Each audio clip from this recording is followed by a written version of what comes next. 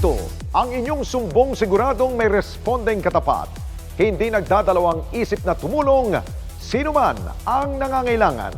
Ngayong gabi sa Responde, Mata ng Mamamayan. Mga insidente ng snatching ng riding in tandem sa lungsod ng Caloocan, sapul sa CCTV. Biktima, lumantad sa Responde. Hinarang po ako. Tapos yung isa, sinabi, akin na yung cellphone mo, pag di mo binigay, sasaksakin kita. Exclusive! Isang residente sa Taytay, Rizal na hindi makabitan ng tubig, nagpasaklolo. Viral ngayon, pamilya ng grade 5 student na namatay dahil sa sampal umano ng kanyang guro. Agad nating narespondihan.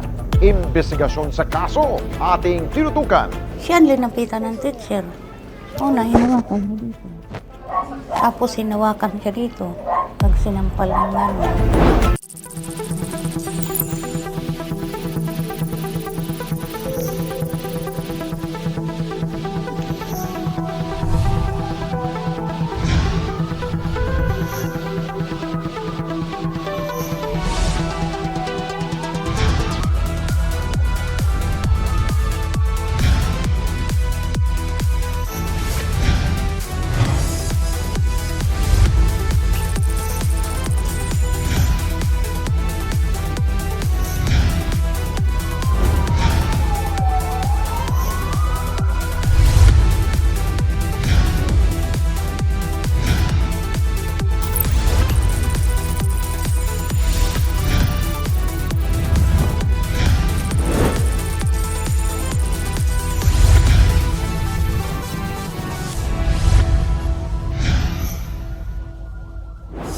Kamakailan lamang ay nabunyag ang mga kaso ng snatching ng riding in tandem sa lungsod ng Caloocan, kung saan dalawa sa mga suspect, menor de edad. Ang ginawang investigasyon at ang naging responde ng otoridad, narito at inyo pong panuorin.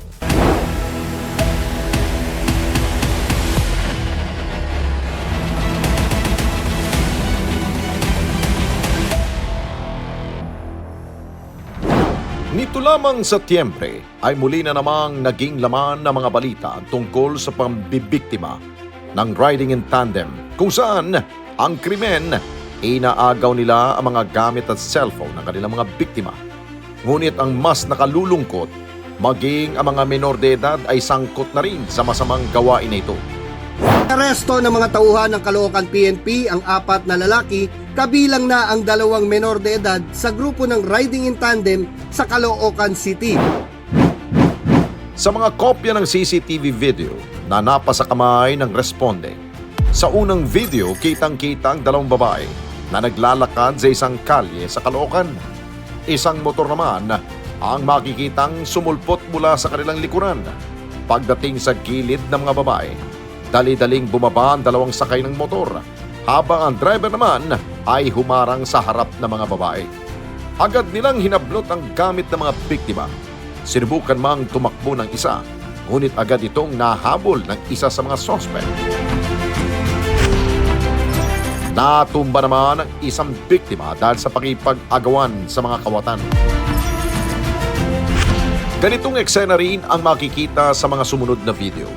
Payapang naglalakad ang isang babae bandang alas 4 na madaling araw, batay sa oras na nakalagay sa CCTV monitor. Maya-maya pa, dumating na ang isang motor at huminto sa gilid ng babae. Agad na bumaba ang sakay nito at pilit na inaagaw ang dala-dala ng biktima. Ang kawawang biktima, makikitang tumakbo na lamang sa lugar na kanyang pinanggalingan.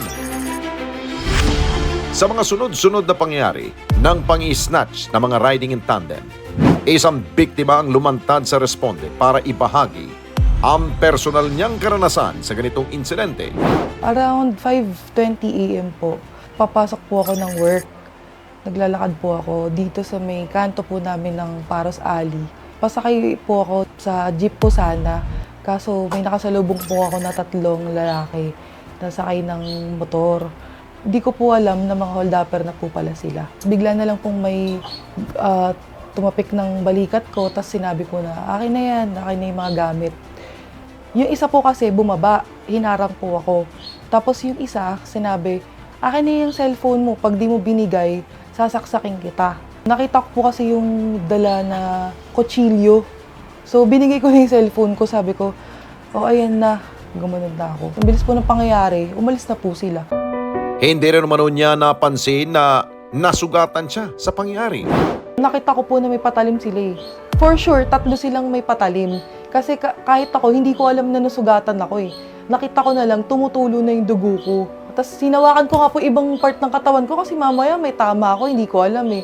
Nagkaroon po ako ng 5 stitches. Kampante rin umano siya dahil doon siya nakatira sa lugar. Hindi po kasi naglaro yung isip ko na baka magnanakaw, na ganun, snatcher. Kasi nga, confident ako na taga dito ako sa lugar namin. Walang gagalaw sa akin, ganun. Kwento pa ni Paula, hindi lang siya ang biktima sa kanilang lugar. Actually po, marami na rin pong nabiktima dito. Meron nga po naglalakad na babae na dito, na kaibigan ko din. 3 lalaki din po yun, kaso wala po silang motor. Naglalakad lang po, tapos hinarang po siya, sabi, akin na yung cellphone mo. Diyan din po sa street na yan. May ilaw po siya, kaso yung ilaw hindi po ganun kaliwanag. Tsaka hindi po talaga siya tinatao. Wala pong tao sa lugar na yun, kaya siguro yung mga snatcher, diyan po sila tumatambay.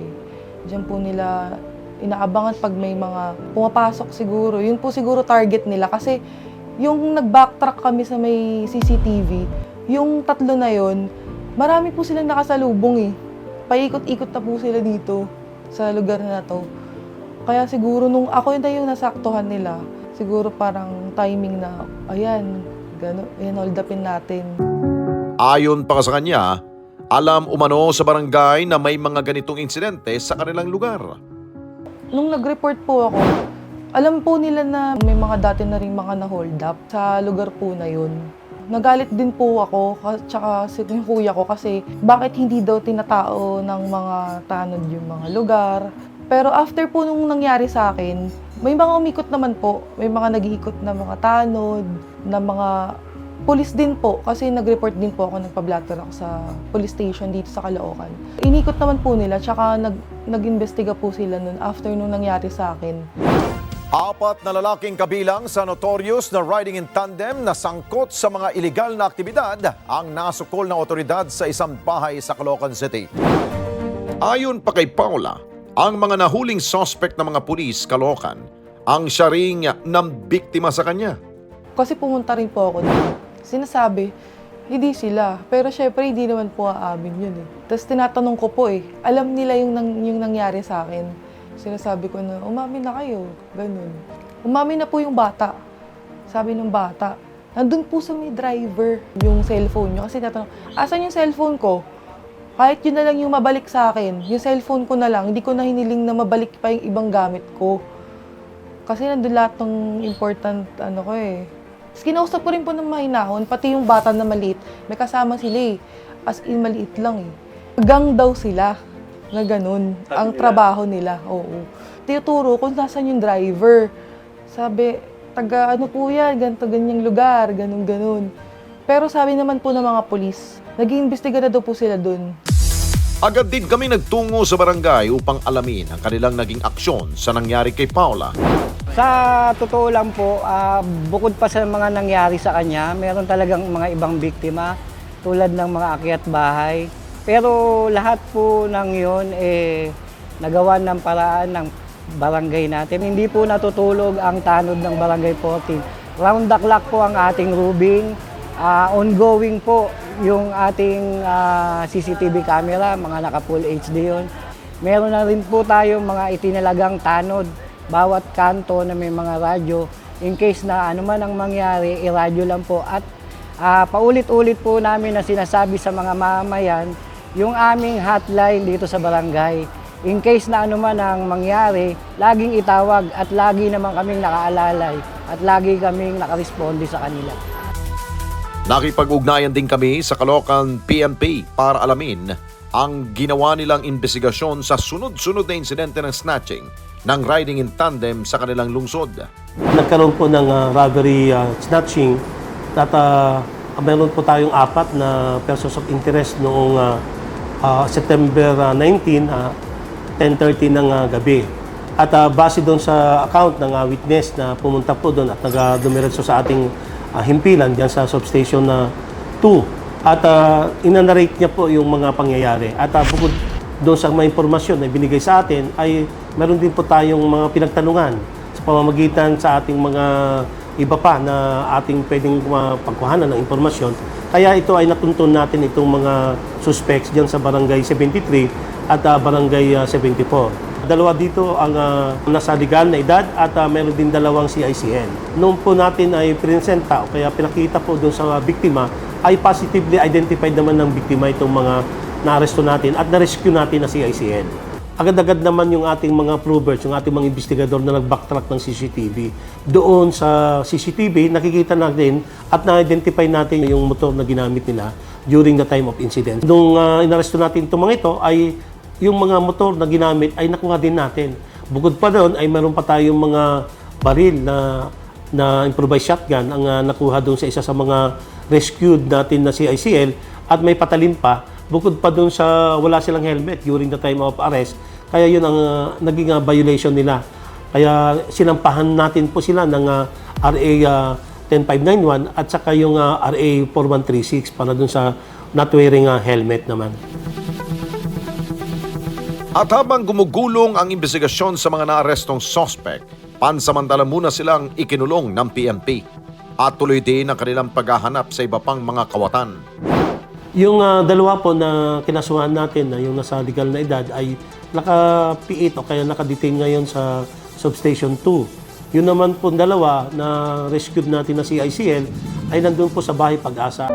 Dagdag pa ng hepe, mas paigtingin pa nila ang kanilang kampanya upang masugpo ang mga kawatan.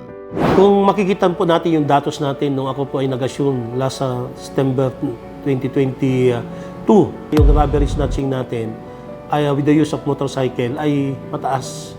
At nung kabuuan po ng 2022 ay meron po tayong 27 total. Then nung ito naman 2023 ay 6 na lang po yung ating mga nitalan. Marami po tayong mga ginawa na interventions like yung mga upland galugad natin. Parang ito po ay whole community approach. At pati na rin po yung mga opisina ng City Hall, gaya po ng DPSTM, CSWD, at kapulisan at mga force multipliers natin ay nagsasama po doon sa pagro-ronda sa mga barangay. Yung ginagawa namin na ronda sa barangay na araw-araw at gabi-gabi po ay ginagawa natin yun, ay isa sa mga napakagandang interventions na naisip ng ating mahal na mayor at naging effective naman ito. Muli ay pinalalahanan niya na dapat magdoble ingat ang lahat lalo na sa gabi. Ang pakiusap ko lang po ay meron naman po tayong mga hotline na kinalat natin. Pwede nyo po kaming tawagan agad pag meron po kayong mga nakikita na kahina-hinala na mga tao na nakikita natin na pwede mang biktima sa atin, bukod pa doon sa ating pag-iingat at siyempre ay andun yung natin yung kooperasyon ng bawat isa sa atin na dapat pag mayroon kayong mga impormasyon, kahit hindi po kayo ang mga biktima, ay dapat nyo sana na i-inform ang ating kapulisan para maagapan natin at maaksyonan natin agad. Sa panahon ng laganap ang krimen at karahasan, iba yung pag-iingat ang dapat nating gawin sa lahat ng pagkakataon. Dahil hindi natin alam kung kailan aatake ang mga masasamang elemento na lagi lamang nakamatyag sa mga inosenteng sibilyan.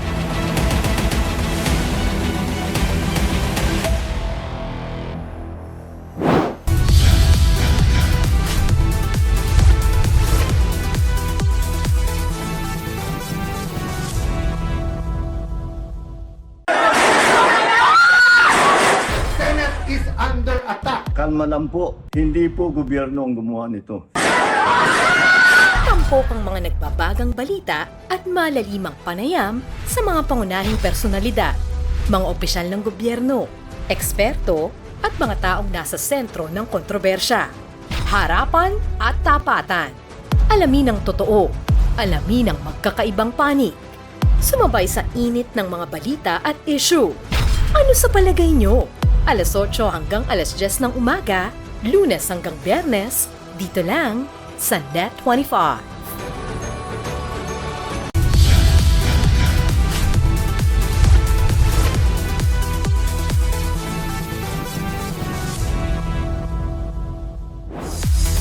Paano ka ba naman mabubuhay ng maayos kung walang tubig ang inyong bahay? Ganito po ang inilapit na sumbong sa programa ng isang residente mula sa Taytay, Rizal. Ang kanilang matagal ng problema na hindi sila makabitan ng kontador ng tubig. Paano nga ba nangyari? Yan ang ating pong inimbestigahan. Nagtungo sa himpilan ng Net25 ang isang residente para personal na idulog ang kanilang problema na halos ilang buwan na nilang tinitiis.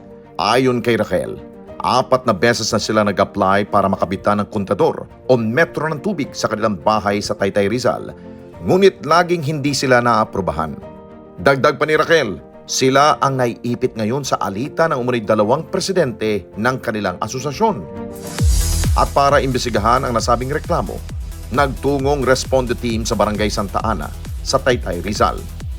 Dito nila ikinwento sa atin ang kanilang dinaranas na pahirapan sa pag-apply ng water meter mula sa Manila Water. Nag-apply po ako sa Manila Water. That was November last year. Nag-comply po ako dun sa mga requirements nila. So nag-antay po ako ng kung kailan po ako makakabitan. Kakaantay ko at lagi ako nagpa-follow up sa kanila. So kailan lang may nagpunta para lang mag-check yung isang tao ng Manila Water. So sabi niya, approved naman daw po.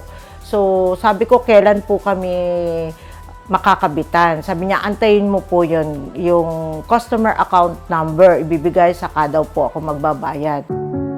Bagamat may account number na, nag-antay lamang umano sila sa wala. Ang sinasabi na naman po sa akin, kulang daw po ako ng requirements. Ang requirements daw, yung pong sa HOA, kumuha daw ako ng certification. Sabi ko, kung mabibigyan ko po kayo ng certification, kakabitan nyo na po ako ng tubig. Oo daw, nagbigay na naman po ako ng certification sa kanila. Yun, nalaman ko na lang po na ang gusto pala nilang signatory doon ay si Elsie Misa. Kasi po si Sir Perez po ang nagbigay sa akin ng clearance. Meron mang water concessionaire sa kanilang lugar, napakamahal naman umano ng singil nito. Nakakita rin ako ng solve doon sa problema namin na tubig. Napilitan ako mag-apply doon sa mga concessionaire. Yung concessionaire, grabe ang mahal na singil. Siguro nakikita nyo, may linya ako ng tubig dyan. Ang tagal lumabas ng tubig. Yung concessionaire na yan, nagkaroon kami ng overpayment na 36,000. At dahil sa problema sa kanilang Homeowners Association, sila tuloy ang naiipit sa sitwasyon. Ang ina-acknowledge daw po nila ay si Elsie Misa dahil meron daw letter from the SHUD na pinapawalang bisa daw po yung botohan na ginawa nila Sir Perez. Sabi ko, wala naman po akong kinalaman doon sa problema ng dispute ng 2 president. Ang kailangan ko po tubig. Nakausap din namin ang sinasabing bagong presidente na si Agapito Perez upang hingan ng kanilang panig. 17 to 19, the term of office namin. Ako yung chairman of the board. So, noong 2019, wala na pong opisyal. Hinihintay ko kung magpatawag ang presidente. Hindi nagpatawag. Kasi nakalagay naman sa Magna Carta, sa homeowners, na kapag na-consummate na yung term of office, dapat automatic yung presidente magpatawag ng General Assembly. Sinulatan ko siya. Alam mo, galit. Sabi niya, siya lang daw ang masusunod. Gumawa ko ng sulat again sa lahat ng officers na magkaroon kami ng meeting. Pag-usapan namin yung dapat na gawin na magpatawag ng General Assembly. Hindi siya nag-attend. Sabi ng mga tao, bakit hindi kayo magpa-eleksyon? Kumonsulta na rin sila sa Department of Human Settlement and Urban Development o DSUD kung ano ang dapat nilang gawin. Pumunta kami sa DSUD, tinanong namin verbally, ninarrate namin yung facts about dun sa kalagayan ng ganon. Sabi, bakit hindi ka magpatawag ng meeting? Sabi ko, Secretary, notify mo yung presidente natin na meron tayong gaganapin na General Assembly. So, anong gagawin namin? I-refuse niya. Since yung hangarin namin ay maganda, para sa ganon, yung succession ng authority ng mga officers at para mayroong maglingkod, ginampanan namin. Hindi kami tumiwalag. Sirain lang yung credibility namin, papalabasin na kami daw ay mang-aagaw ng pwesto, nagkaroon ng eleksyon. Lahat sinadmit namin sa DSUD, in-accept ng DSUD. Binigyan kami ng certification ng upaw na kami yung legit. Matapos ang ilang araw ay nagsagawa rin ng eleksyon ang nakaupong presidente ng asosasyon. Siya daw nanalo. So ang ginawa niya, dinimanda niya kami. Kami daw ay illegal. Idinidiin nila na hindi ako kinikilala. Kasi kailangan yung batas kailangan yung tinatawag na court decision. Tama lang yung ginawa ng DSUD. Kung sino man magko-contest, that is not the proper forum. They could not entertain anyone because that is not mandated by them. It's only the court itself. So ang ginawa niya, pumunta sa HISAC. Yung dinimanda niya sa amin, nakalagay dyan, dismiss.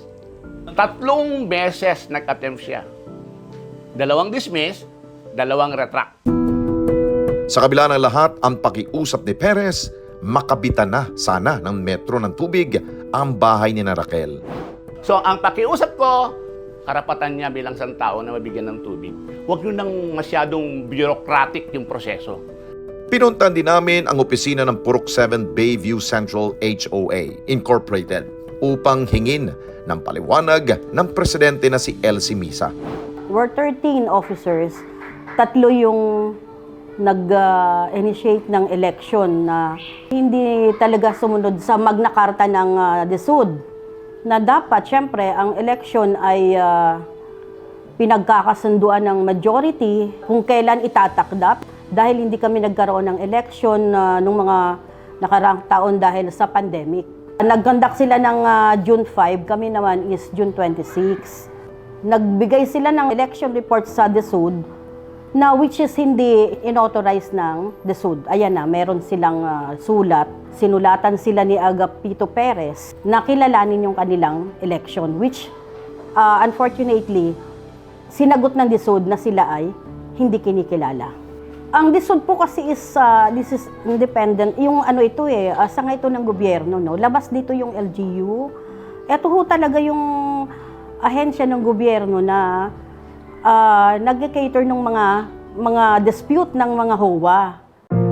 Dagdag pa ni Elsie, hindi rin umanong miyembro ng kanilang HOA ang pamilya Burayag.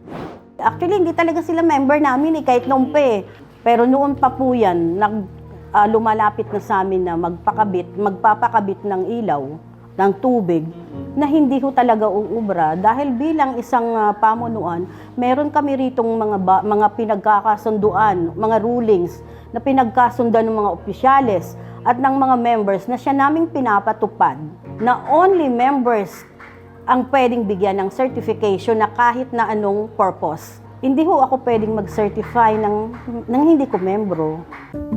Nilinaw din niya na dapat pag-usapan na lamang para maayos na ang problema sa tubig.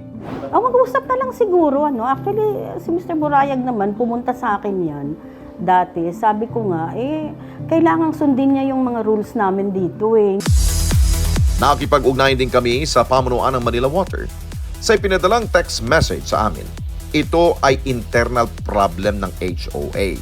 Kailangan umano nilang ayusin muna kung sino ba ang lehitimong mga opisyales ng kanilang asosasyon na kailangan nilang kausapin para sa pagpapakabit ng metro ng tubig.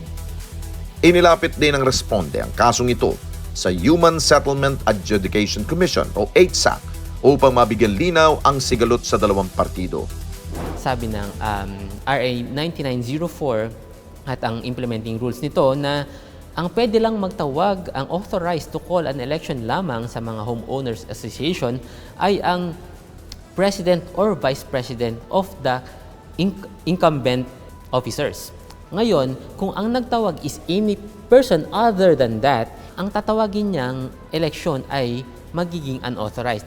Hindi talaga kikilalanin ni Department of Human Settlements and Urban Development ito kasi in the first place, unauthorized na siya.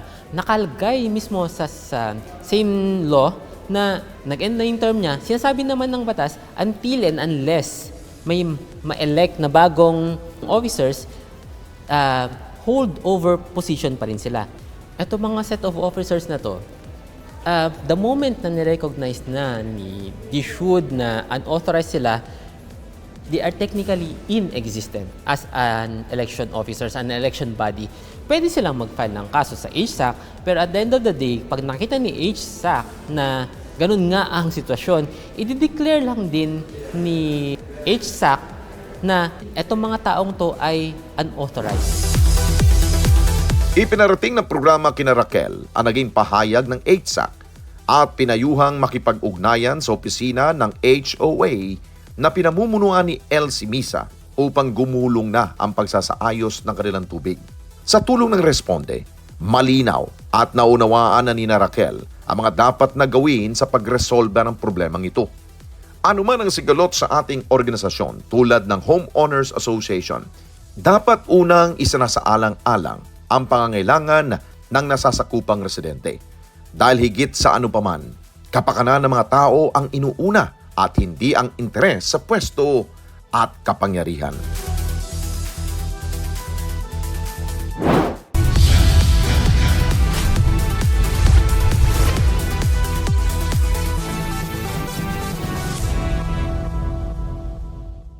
On your way to success?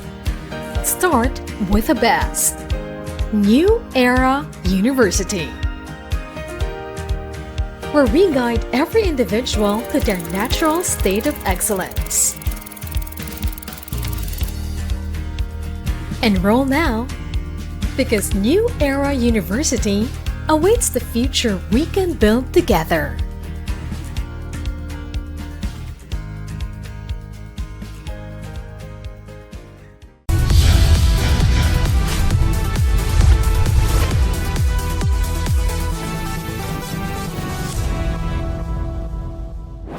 Pinag-uusapan ng halos buong bansa ang pagkamatay ng isang grade 5 student na sa lungsod ng Antipolo.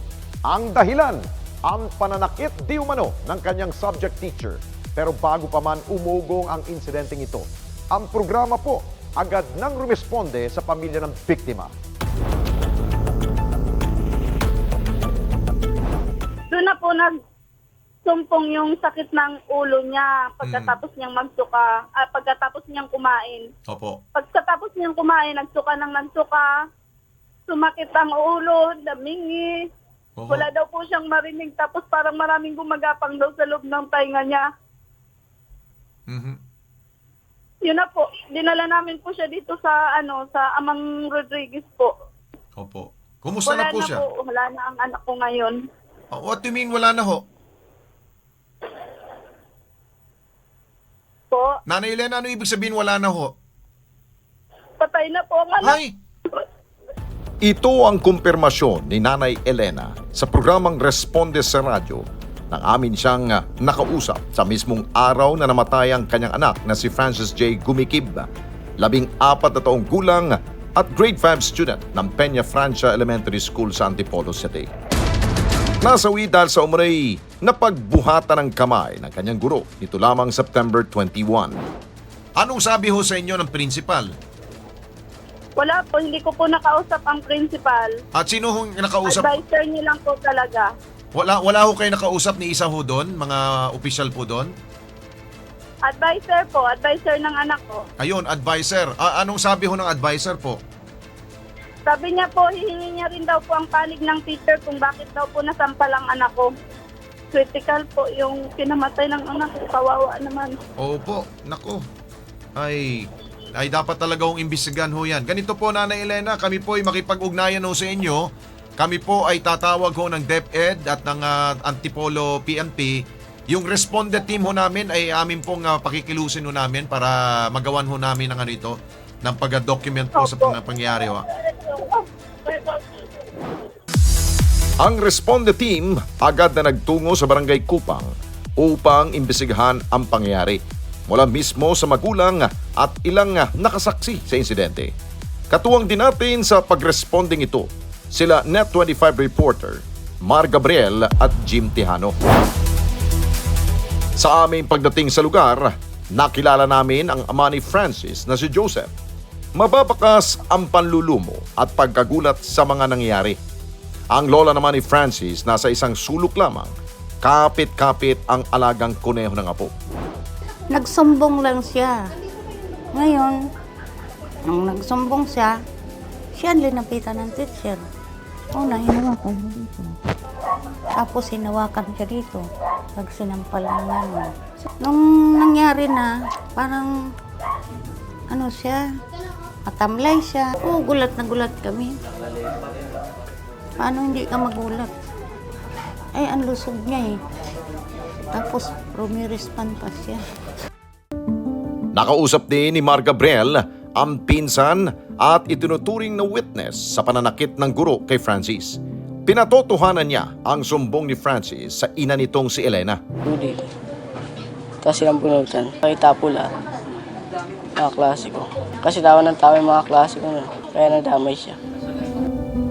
Dahil nag-aayos pa ng ilang dokumento sa ospital si Elena, minabuti ng team na puntahan ang Peñafrance Elementary School para hinga ng paliwanag ang pamunuan na nasabing paaralan. Pero tumanggi na silang papasukin ng team sa loob ng paaralan. Hi ma'am, good morning po. Ma'am, sa Net 25 po, ikatanong lang po sana namin kung pwede po namin makausap yung principal regarding... Wala po kasi ang advice po is wala po papapasukin na media. So, hanggang hindi- iba daw po na pakainan yung investigation regarding po sa case po.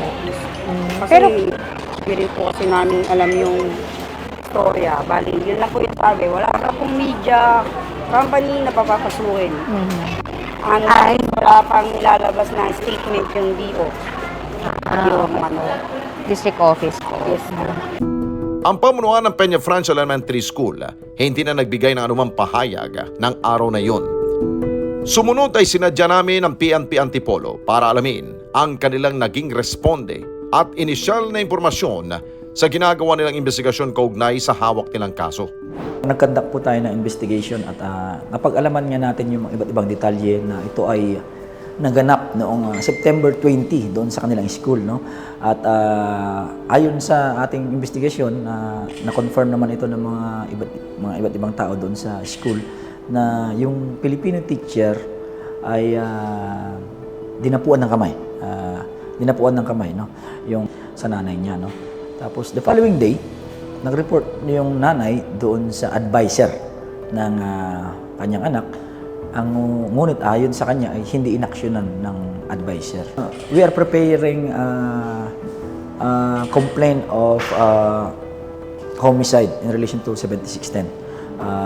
Kailangan lang po natin ng mas matibay na ebidensya tulad ng medical legal at yung autopsy report kasi kasi medyo matagal yung insidente. So para ma-connect natin talaga kung may relasyon ba talaga yung pagdapo ng kamay ng teacher hanggang doon sa pagkamatay ng ating victim. Nagiging maingat po kami sa pag-imbestiga, no? Kasi unang-una ito ay relasyon ng isang teacher at ng isang estudyante na pangalawang magulang ng teacher. So iniingatan po natin na dapat maganda yung ebidensya po natin doon sa ating pag-file po ng appropriate complaint doon sa ating sinususpect natin na teacher na nag-cause ng pananakit. Hindi lamang pagkamit ng hustisya, ngunit alam ng programa ang pangangailangan ng pamilya sa autopsiya at maging sa pagsasaayos ng mga labi ni Francis J. Kaya naman, agad tayong umalalay at rumisponde. Nanay, meron ba ho kayong kailangan pa ho? Baka makatulong po ang Responde, ang programang Responde at ang himpilan pong Radyo Agila po sa inyo. Ano pong kailangan pa ninyo, ma'am? Kailangan pa po namin sa ngayon is asikaso namin yung burial niya, yung paglilibingan po. Okay. Ayun, so paglibing, no? Pero dyan po sa punerarya, naayos naman po, no? Nakatulong po tayo dyan sa Responde po, ang inyo pong himpilan sa Radyo Agila, ma'am, no? Opo. Okay.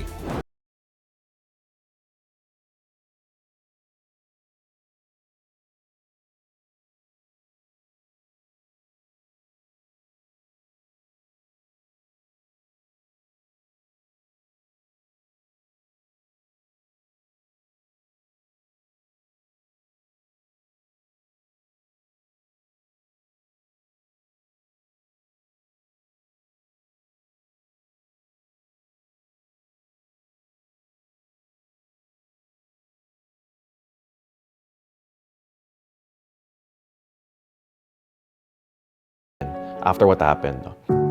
Matapos ang halos isang linggo, lumabas ang autopsy report, maging ang histopathology mula sa PNP Forensic Group. At dito tinukoy nilang intracerebral edema at intracerebral hemorrhage o ang pagputok ng ugat at pamamaga ng utak ang naging sanhi ng pagkasawi ni Francis. Said examination showed cerebral edema secondary to intracerebral hemorrhage consistent with ruptured arteriovenous malformation. Sinabi natin na non-traumatic, ang nature po ng pagputok ng ugat na yon is mostly it's a rare condition, but it's common. It's the most common cause of intracerebral hemorrhage in the age group, considering the age group of our patient. Hindi nagbigay ng malinaw na tugon ng PNP Forensic Group kung meron nga bang kinalaman ang sinasabing pagsampal ng guro sa mukha ni Francis sa pagkamatay ng biktima, kaya tuloy pa rin ang investigasyon ng otoridad. Po is asymptomatic, walang symptoms, tapos bigla na lang po. Kasi yung fragile po yung mga ugat na yon na it can rupture or burst simultaneously or spontaneously. And in other cases naman po, meron pong tension on that particular anomaly doon sa utak. Ang balitang ito naging mahirap tanggapin para sa pamilya ni Francis, lalo na sa kanyang ina na si Elena. Sabi po nila, may sakit daw po ang anak ko, inborn. Mula pa daw po nung isinilang, may ugat na daw po dito sa utak na yung nagkakabuhol-buhol. Hindi siya nakakapagbuhat ng mga simento? Dapat hindi siya nakakapaghakot ng mga kung ano-ano. Ayan po yung picture niya. Ayan po. Yan. Kaya, hindi ako wala talagang pagdududa sa sarili ko na may sakit ang anak. Sila.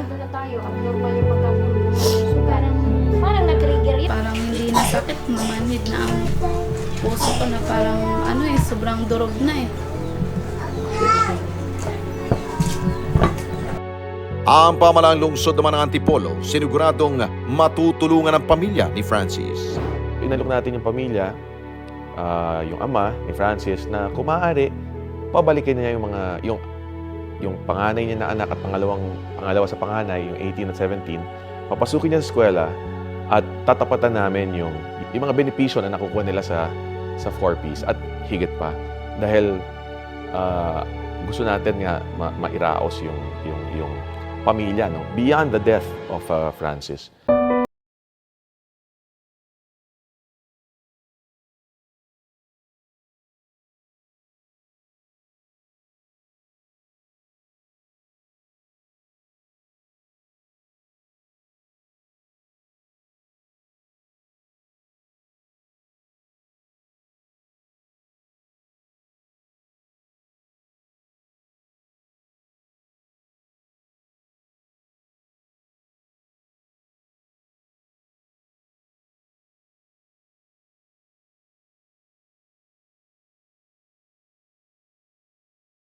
Sakit na nararamdaman.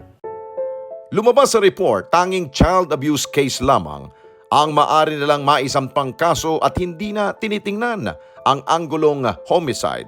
Actually, wala pa pong desisyon ang pamilya kung tatanggapin nila yung rekomendasyon namin na ang i-file natin ay yung other forms ng child abuse na ayon sa Section 10 ng Republic Act 7610 po, yung anti-child abuse, no?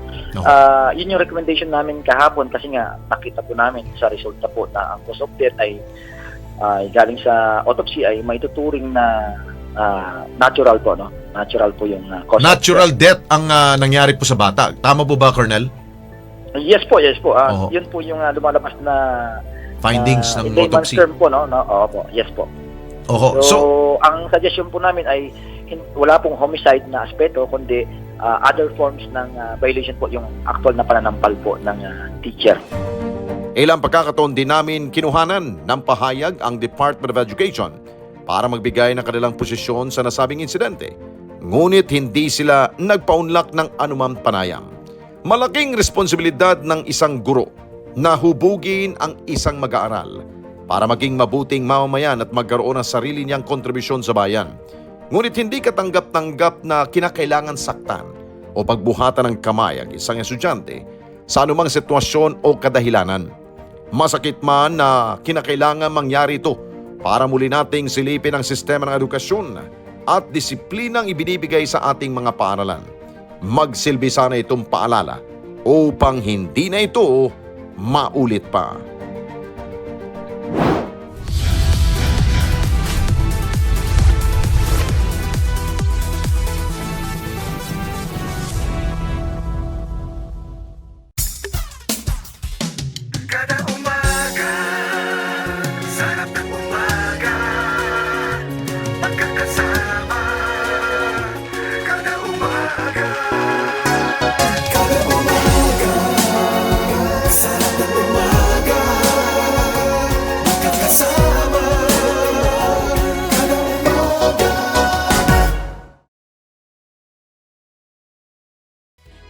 Together, Sunday 25,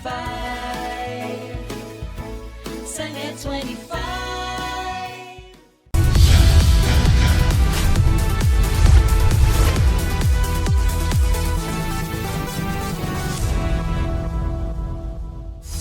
Naglakas loob na sumulat ang isang batang babae sa programa para magparesponde sa kanyang dinaranas na sakit na osteosarcoma. Ano ang kanyang hiling at sino ang kasama nating rumesponde sa kanya? Inyo pong panoorin. Laman ng sulat na ito ang isang kahilingan mula sa 12 taong gulang na si Kate Eliza Elpa, grade 7 student mula sa Liliu National High School sa Laguna. At ang kanyang nais, mabigyan siya ng gamit para sa kanyang modular classes at ilang pagkain pambaon. Isa sa kanyang isinulat sa programa ang pagkakadiagnose niya na sakit na osteosarcoma o bone cancer at kasulukuyang nanunuluyan kasama ang kanyang ina sa Bahay Aruga sa Maynila. Ang Bahay Aruga ang isa sa e-responder na ating naitampok kamakailan sa programa. Matapos mabasa ang mga impormasyon mula kay Kate, nagpasya na kaming agad siyang marespondihan.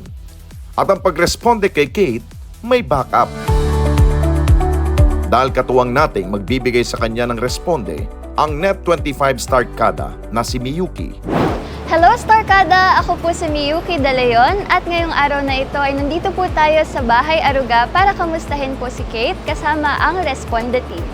Tara, pasok po tayo!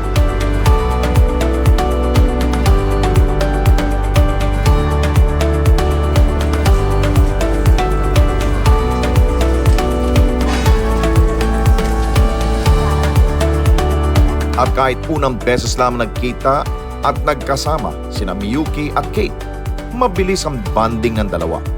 Nagtatawanan at nag-uusap tungkol sa napakaraming bagay. Binigyan namin sila ng pagkakataong magkausap at magkakilala. Dito na rin namin kinausap si Maricel, ang ina ni Kate. Ikinwento niya ang sakit na dumapo sa kanyang anak na mabilis nagpabago ng kanilang buhay. Sabi niya, Mama, ang sakit po ng tuhod ko. Kung ba rin yung sapatos mo, baka naman yung paglalakad mo nangawit. Sabi ko nga. Tapos sabi niya, Mama, ayoko nang mag-ikot. Ayoko na para daw siya nilalagnat. Tapos po nung 27 po ng December, may center na po, pina-check up po siya doon. Tapos po sabi po nung doktor, binigyan lang po siya muna ng Celecoxib po. After a week, bumalik po kami by January 5 po. Kasi po lumaki po yung tuhod niya. Tapos yung po pina-x-ray na po, pinakuha po ng mga laboratory test. Tapos sabi po nung doktor dun sa amin, need yung pumunta ng Laguna doctor sa ortho. Then nag-put up kami ng Laguna doctors, mas marami pong test na pinagawa sa kanya. Tapos January 12 po, na-diagnose po na osteosarcoma po or bone cancer po yung ng anak. Masayahing bata, athletic at mapagmahal na anak at ate sa kanyang 3 pang kapatid. Ganito isinilarawan ni Maricel si Kate. Kaya naman ganun na lamang ang kanilang pagkabigla at pagkalungkot sa pinagdaraan ng pagsubok ng kanyang anak. Consistent po siya honor student since kinder to nag-graduate po siya ngayon nung grade 6 with honors pa rin po siya. Hindi po siya sakitin, talagang never ko po siya dinala sa hospital. Natural po yung ubos sipon, pero po yung sakit na para po siya ma-admit, hindi pa po. Akala po namin simpleng sakit lang ng tuhod na anuhan lang po ng may panamic or basta po yung mga pain reliever. Kahit po siya, hindi niya akalain po na ganun mangyayari sa kanya.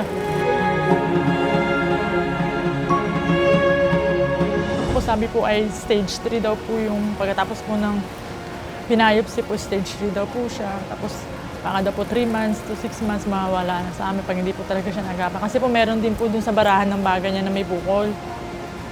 Tapos po yun yung parang gumuho po talaga yung mundo namin mag-asawa. Ang dami po niyang pangarap. Pero sa kabila ng pagsubok nito, si Kate at maging ang kanyang magulang, naging matatag sa hamon na ito sa kanilang buhay. Nung una po, yung doktor po ang nagsabi sa amin. Tapos yung nagtaka po siya, bakit na po kami dinala sa Maynila. Tapos pinaliwanag na po sa amin. Yung mabuti naman po, open-minded po siya, matapang din po siya. Na sabi niya, Mama, pag pinaglaban niyo ako, lalaban ako. Basta huwag niyo ako iiwan. Kaya po, salamat po kami sa Lord na dinala niyo po kami din dito sa Bayaruga na naging way para paggamot yung anak namin. Ngayon po yun, nalaban na po siya. Graduate na po siya ng chemo. Ngayon si Kate, naoperahan na. Natanggal na rin ang malaking bukol sa kanyang tuhod. Kinakailangan niyang gumamit ng saklay para maayos na makalakad. Nabigyan ng pagkakataong makausap ni Net25 star Kada Miyuki si Kate at malaman ang matapang na pagharap nito sa kanyang karamdaman. Nung unang sinabi sa'yo na kailangan ng parang i-amputate kasi nga yung cancer is nandoon sa Maynila.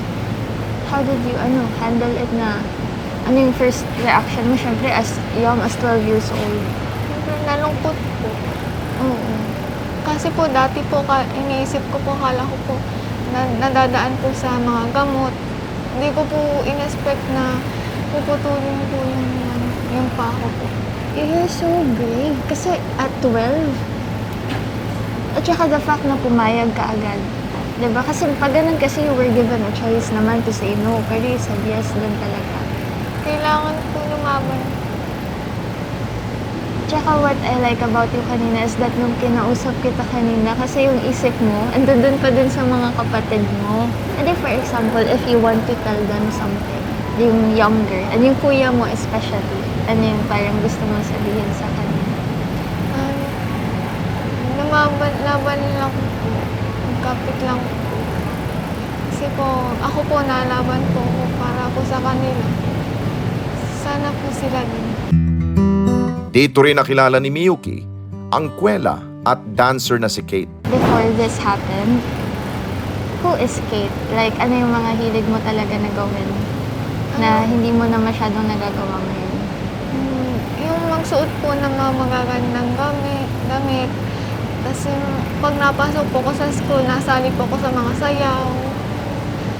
Tapos po, nakakapag, po ako, gala-gala po. Nakakapag, pa po ako dati, nakakapagtulong po sa gawaing bahay. Tapos ngayon po parang hindi na. Kasi nga po, di na po ako makalakad. So, parang if there's one thing na parang gusto mo ulit magawa, that is to dance? Pagsasayaw po. Dance talaga? Sino bang parang meron ka bang certain idol na dancer na nag-inspire sa'yo sumayaw? Kasi po yung kuya ko po, nasali po siya sa mga ganun. Tapos parang tumatagal po, pinapanood ko po siya, natututunan ko rin po. Parang nag-e-ganyo din po ako na sumayaw din po. Tinuturuan na din po ako pag minsan. Talaga, ano yung pinaka-biggest realization mo at 12 years old when that happened? Yung po, huwag po reklamo na reklamo. Sasabihin, ako na naman hirap na mo. So yun po, naranasan ko po na may mas mahirap pa pala doon. Oo. People who are in the same age as you or even the older ones, if you have something to tell them or talk to them, what would you tell them? I-enjoy nyo lang yung buhay nyo kasi hindi natin alam yung mangyayari sa future. Mas mahalin yung mga magulang nyo. Kasi kapag nagkasakit kayo, sila rin yung mag-aalala. Sa maikling panahon, ang dalawa nakabuo ng pagkakaibigang hindi nila inaasahan. Ipinakita rin ni Kate ang mga gawa niyang accessories habang siya ay nasa bahay aruga. At nagtitiktok pa ang dalawa para may pakita ang kanilang hilig sa nasabing platform.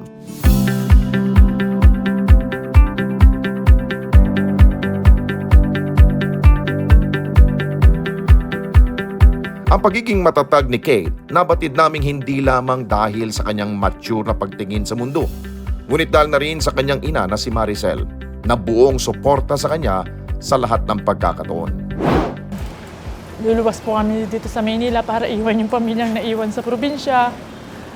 Igiba po yung trabaho para paggamot siya. Tapos siyempre po yung mga pinagdaanan po namin sa PGH, maras matulog sa kalsada. Walang kapagkain. Kasi malayo po yung pamasahe, di ba po yung pamasahe dyan araw-araw. Kaya,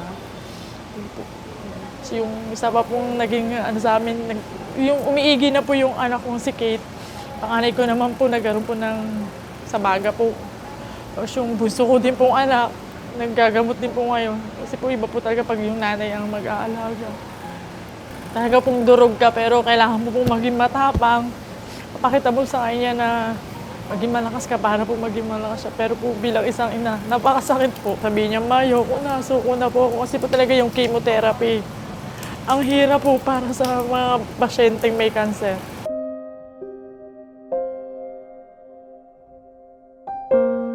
Na makapagtapos si Kate sa elementarya, hindi lamang siya naging inspirasyon sa kanyang magulang, ngunit higit sa lahat sa kanyang mga kapwa-estudyante. Nag-aaral po siya. Marami pong siyang kapwa niya na nag-inspire po sa kanya na kahit po ganyan yung sitwasyon niya, nag-aaral po siya.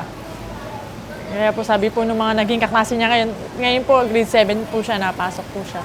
Sabi, Kate, dati kami nung kami elementary, yung nakita namin sa inyong graduation na talagang, hindi po siya ginawa, gayway niya po yung buho, yung wig niya. Sabi niya, kaya ko, kaya nyo din. Yung ganun po. Kaya po, yung mga bata po na pala absent po pala. Ngayon po high school sila, sabi, Kate, kami ay lalaban tulad mo. Kailangan po talaga maging matatag kasi po ako yung pagkukuhanan nila din po ng lakas ng loob eh. Pero may time po talaga sa gabi na hindi ko po talaga mapigil ng iiyak.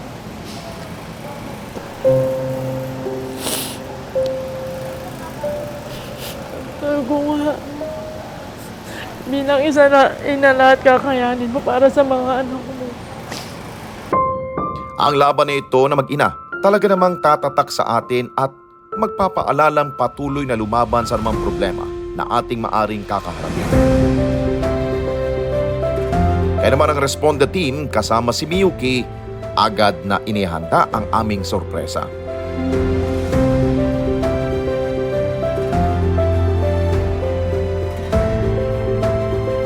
May konting surprise para sa'yo, sa aming warrior. Bali, ito, para sa aming future lawyer. Para sa pag-aaral mo, mas pagbutihin mo pa and don't give up on your dreams. Ayan, that's a tablet for your class and konting tulong po para po sa paggagamot po ni Kate.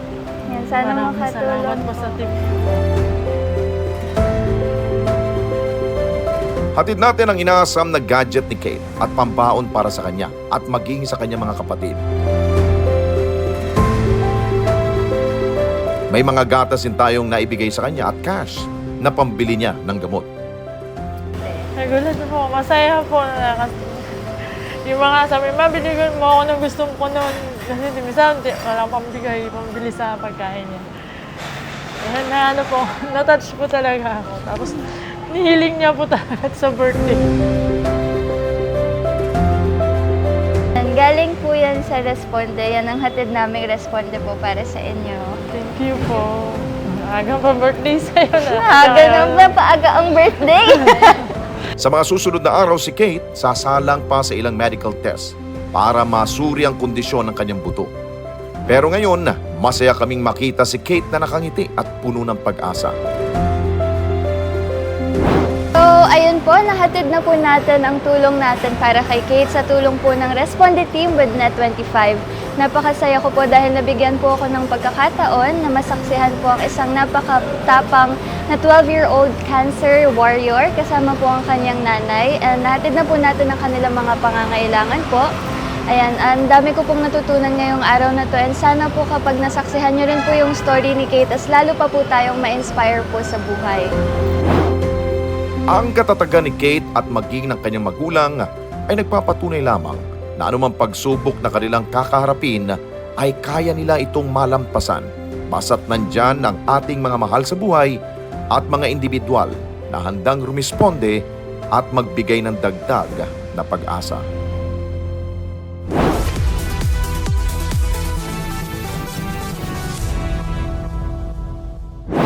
Kung kayo po'y may nais ay sumbong sa inyong lugar, problema sa lipunan na gusto ninyong paaksyonan, mag-text lamang sa 0915-415-1035 o mag-email sa responde@net25.com. Pwede rin kayo magpadala ng mensahe sa ating pong Facebook page at Net25TV.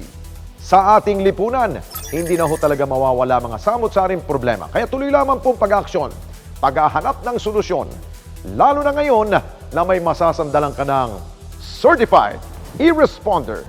Hanggang sa susunod na Sabado. Ako po si Alex Santos at ito ang Responde, Mata ng Mamamayan. Ito ang aming layunin para sa bayan.